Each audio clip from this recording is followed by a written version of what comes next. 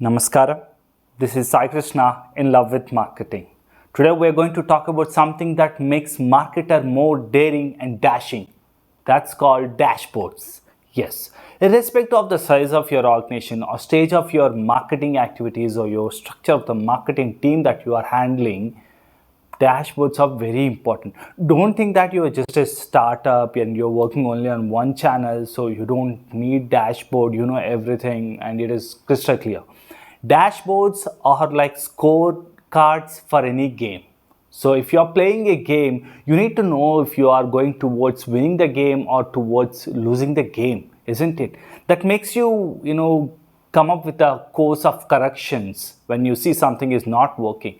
So dashboards is something is very easy for you to understand your performance, and also it alerts your activities, your decisions that you have made in the past tense, and also it informs through data. Don't think that your team is very small size and you are hardly looking at any marketing, even though you are only doing one marketing channel activities. You need to have a dashboard.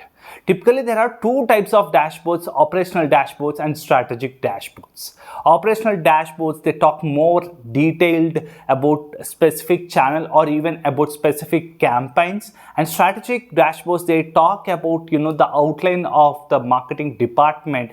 What are they doing? These strategic dashboards are especially for leadership team. When they want to scrutiny the performance of the marketing team, they go on the very important KPIs or the metrics that will show the direction of the marketing team is performing.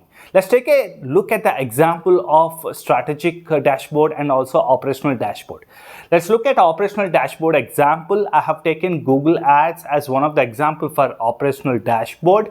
When you're trying to design a dashboard, all you have to understand is the flow of your customer or your customer journey map, or what are the different nodes that are involved in your customer journey. Now let's look at Google Ads, how usually a customer goes.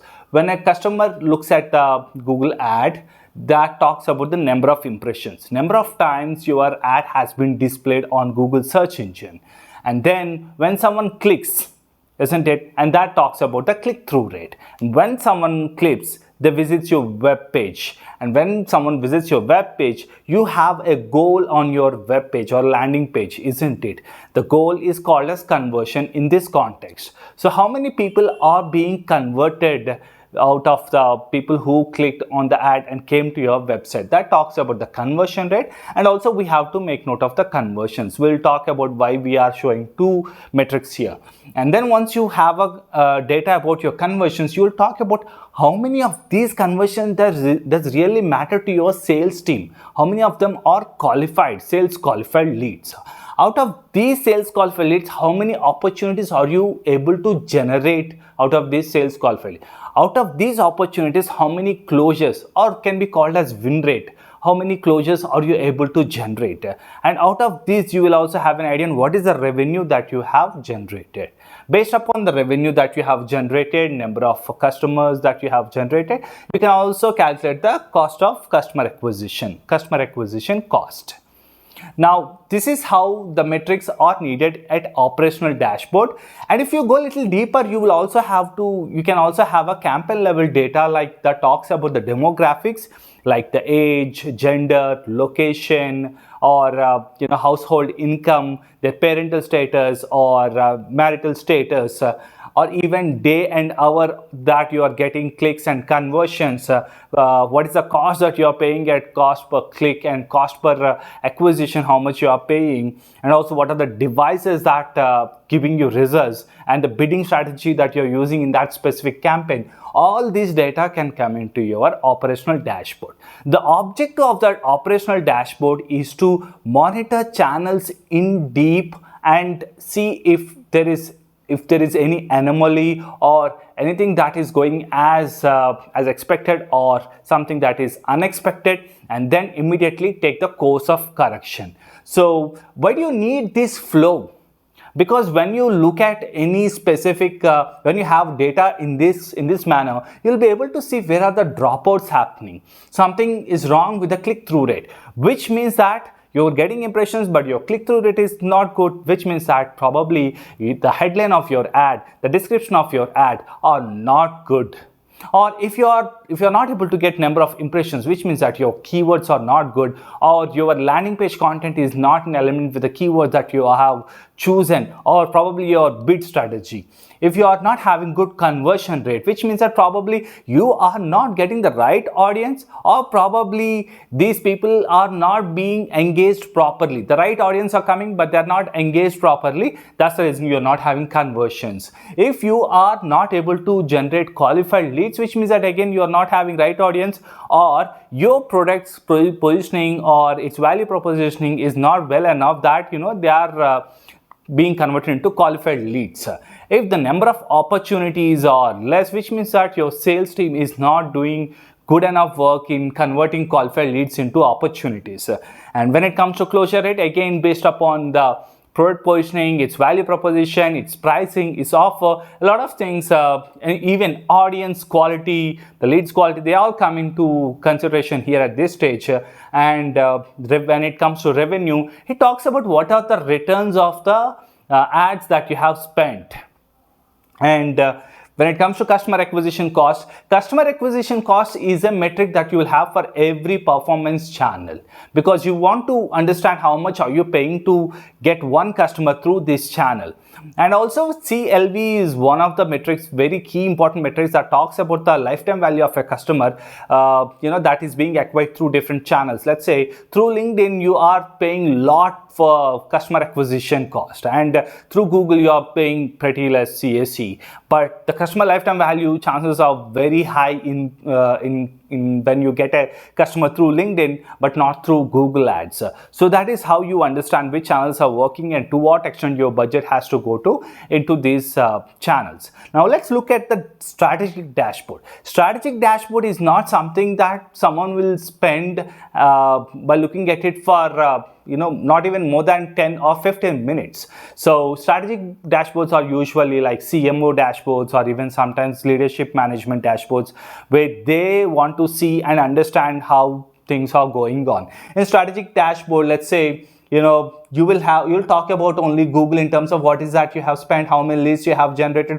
percentage of sales qualified leads, and the pipe that has been generated, and the revenue that has been generated. The same goes for the different another channel. And if you have more paid channels, they also come over here. So this is how you are going to represent here. You will not show all these in your strategic dashboard, because they don't want to understand all the intricacies of this entire execution.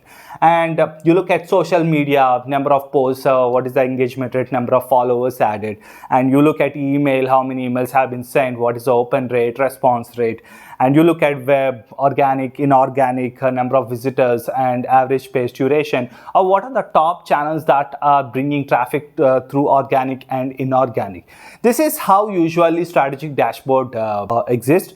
They don't speak a lot of data, and a lot of visualization happens in strategic dashboard, because they want to speak a story instead of just showing numbers. I have written in a table format, but they are going to be more of a graphical representation when they are representing. When it comes to operational dashboard, when you have this data, you will also have some important inputs at this point. If something is going wrong, look at this factor. Something is going wrong here, look at this factor. If something is going wrong here, look at the keywords that you have chosen, look at the keywords that how they are reflecting in your landing page. If something is wrong is happening, look at the campaign optimization score, or look at the headlines and descriptions in your ads. If something is going wrong here, look at the form, number of fields in your form, look at the placement of the form, look at the messaging, headline messaging in the form, or look at if any other CTAs that exist in the form. When something is happening here, look at the audience, the quality of the audience that they are coming. So in operational dashboard, you can always provide hints at each and every metric. When something is going wrong, look at this factor. This helps you in saving time, and also straightforward. You don't have to think every time you look at a operational dashboard. Once you have a dashboards like this, you don't have to put your mind every time you're looking at something. They clearly speak what's happening. and they clearly speak a story, something that is working, something that is not working, and that is very important for you. That is how you correct your campaigns or your activities, the channels that you're choosing, the budgets that you're putting in, and that will help you in evolving over a period of time, in bettering your reaches, your approaches, your channels, and your strategies. So if you are a marketer, please do have a dashboard. Don't think it's just one channel. What are the metrics that you want to have on your dashboard? A lot of metrics that you can find it online only. The objective of this video is not to show you what are the metrics that go into the dashboard.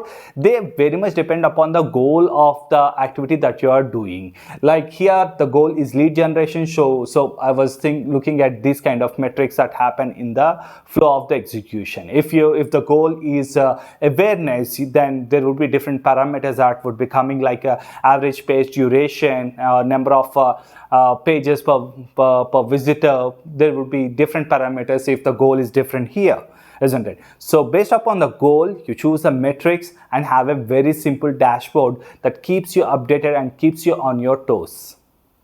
I hope you understood the importance of dashboard, and I hope you are going to create your dashboard soon if you haven't yet.